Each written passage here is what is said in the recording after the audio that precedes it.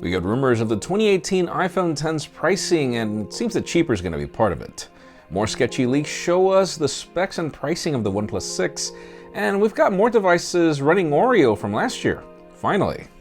I'm Jaime Rivera, and a funny joke would be for Cupertino to get rid of the notch next year, just as other OEMs are adopting the notch for their phones. Imagine that. This is Pocketnow Daily.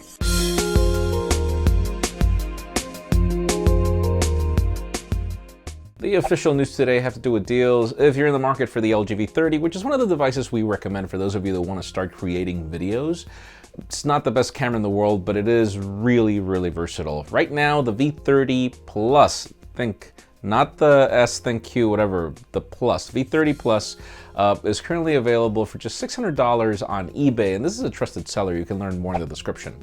Now, it seems that somebody at AT&T is watching the Pocketnow Daily.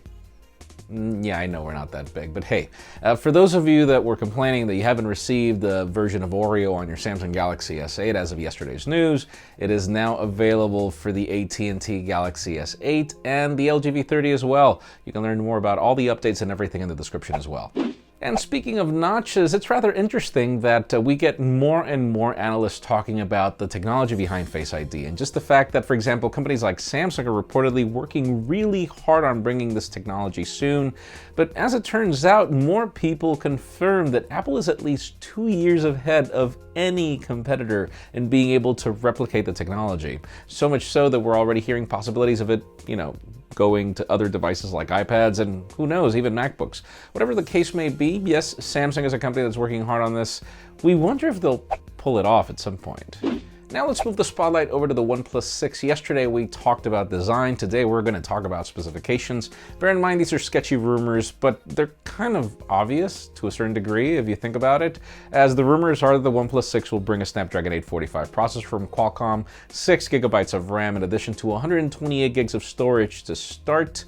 The problem is when we start talking about the price tag. This is one I'm not going to believe, where they say that it's going to cost $750.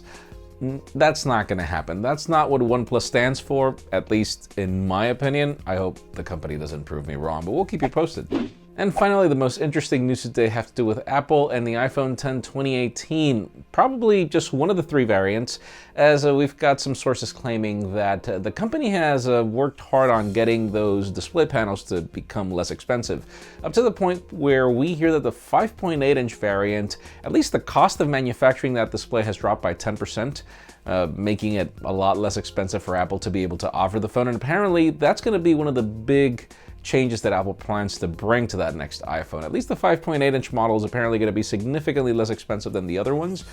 I don't think just by 10%. Obviously, we're not paying for R&D and this and that and all that fun stuff. But in today's question, let us know.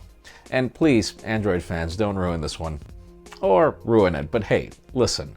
How much would you be willing to pay? How much would you consider as a fair price for the next generation iPhone X? Because in my case, don't get me wrong, I don't feel that smartphones are worth $900, $1,000, $800, whatever, all those price tags. I feel that a fair price for smartphones was always $650, which is the starting point of iPhones up until the iPhone, I think it was the 7. Yeah, it was pretty much the 7. Still, $750 wasn't bad, but $1,000, that's too much. How much would you be willing to pay for a smartphone? Let's put that in general. Leave us a comment down below. We'd love to know your opinion. Friends, again, if you want to get the news earlier, follow us on Pocketnow.com and subscribe to our channel by hitting this button up here. You can watch yesterday's Pocketnow Daily up here, and our review rebuttal of the Huawei Mate 10 Pro down here. You can also follow me on Twitter, Jaime_Rivera, on Instagram at Jaime Rivera. Please give this video a thumbs up if you like what you saw. I'm Jaime Rivera. Thanks so much for watching. We'll see you tomorrow.